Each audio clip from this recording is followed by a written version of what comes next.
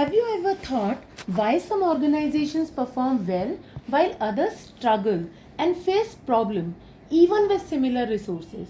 The secret lies in people, the most important resource of the organization. Yes, the right people in the right job at the right time. Hello students, welcome to Management Masterclass. I'm Dr. Bhavna, a management educator with 20 years of teaching experience at leading institutions. In this 10 minutes syllabus ready session, I will teach you the topic staffing from the course Principles of Management designed for BBA BCom students. This presentation helps the BBA students understand the meaning, importance, process and role of staffing in ensuring efficient and effective management within an organization. Okay, so let's begin with the meaning of staffing. Staffing is the process of filling positions in an organization with adequate and qualified personnel. In simple words, staffing means finding the right people for the right job. It ensures availability of competent employees, focus on recruitment, training and development. For example, imagine a college hiring a maths teacher. If a college hires someone who is good at English but weak in maths, then who will suffer? Of course, the student will suffer. So, staffing ensures that a qualified maths teacher teaches maths, a trained accountant handles accounts. Okay, students, please take a screenshot of the meaning of staffing.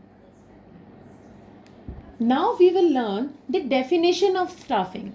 According to Coons O'Donnell and Hans Winrich, the management function of staffing is defined as filling positions in the organization structure through identifying workforce requirements, inventorying the people available, recruitment, selection, placement, promotion, appraisal, compensation, and training of needed people.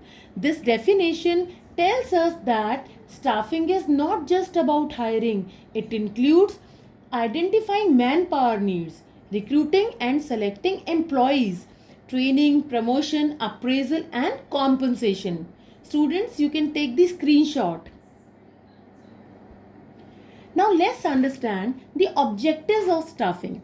The first objective of staffing is to appoint competent personnel because skilled and qualified employees perform better in organization and there are less chances of errors. Now the next is to ensure optimum use of manpower because right placement avoids wastage of talent. One of the objectives of staffing is to improve organizational efficiency as efficient employees lead to higher productivity.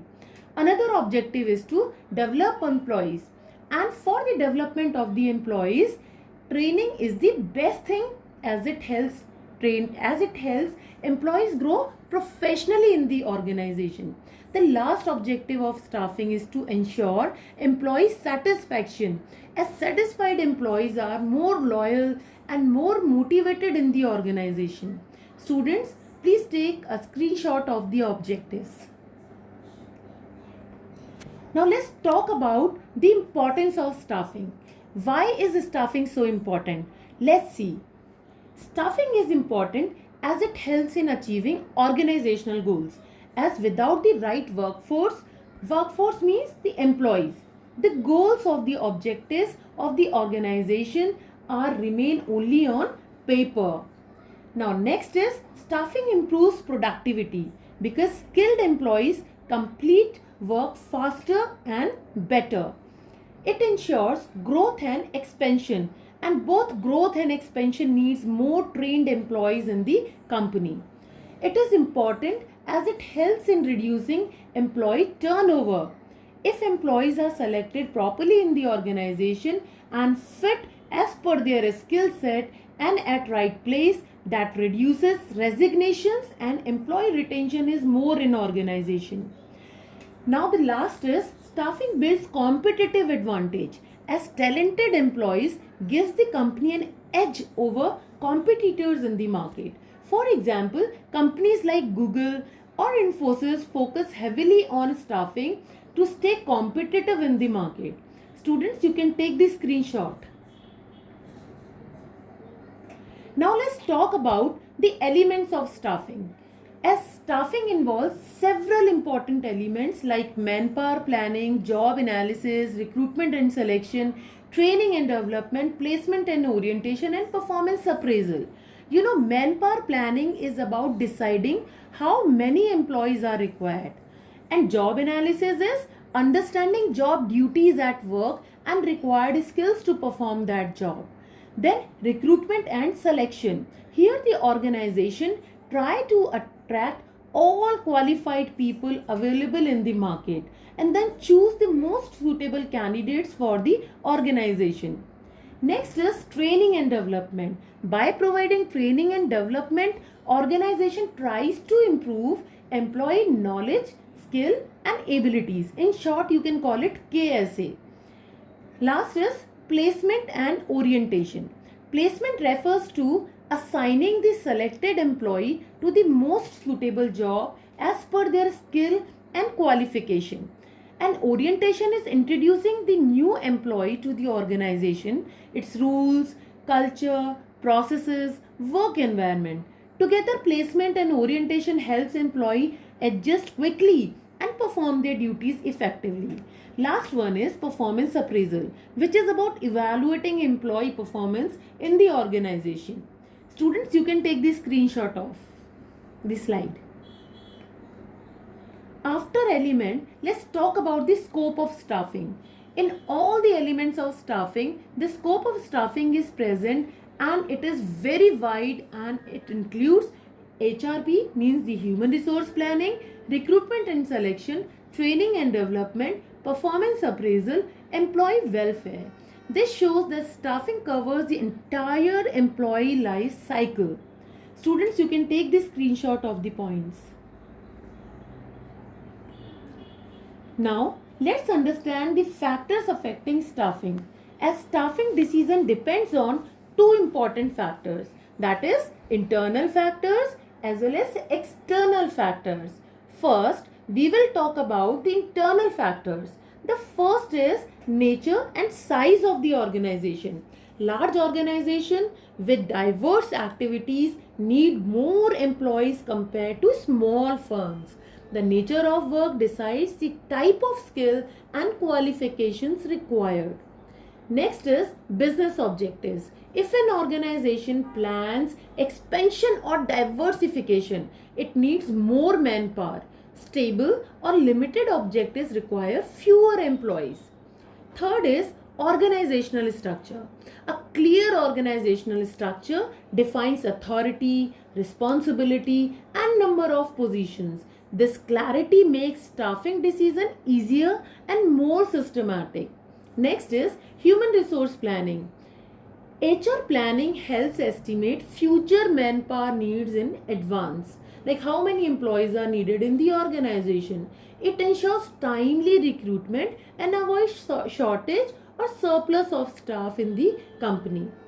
Another one is financial position. Strong financial position allows the organization to hire skilled and experienced employees. Limited funds restrict recruitment and training activities.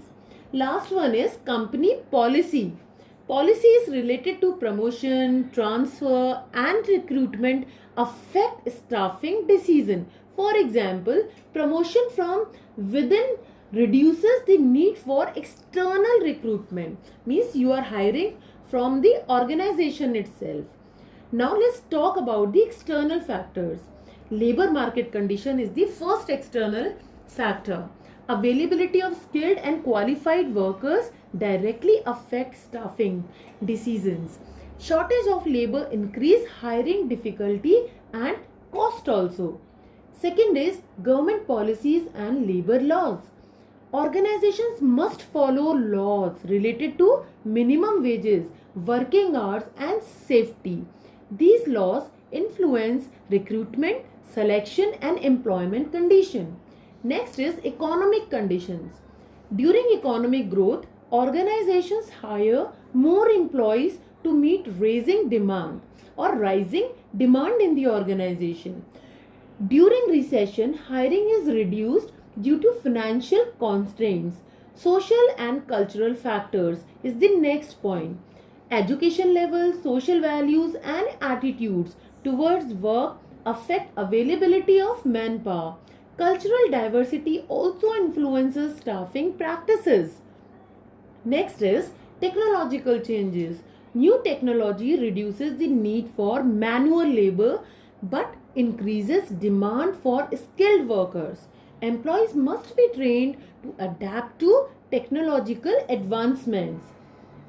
Last is competition. Intense competition forces organizations to hire talented and efficient employees. Skilled manpower helps firms gain a competitive advantage. Students, you can take this screenshot. Now let's learn the process of staffing. The process of staffing involves a series of systematic steps through which an organization ensures that the right people are appointed, developed, and retained to achieve its objectives. The first step in the process of staffing is manpower planning. It involves estimating the number and type of employees required in the future. This helps avoid shortage or surplus of manpower. Second is job analysis.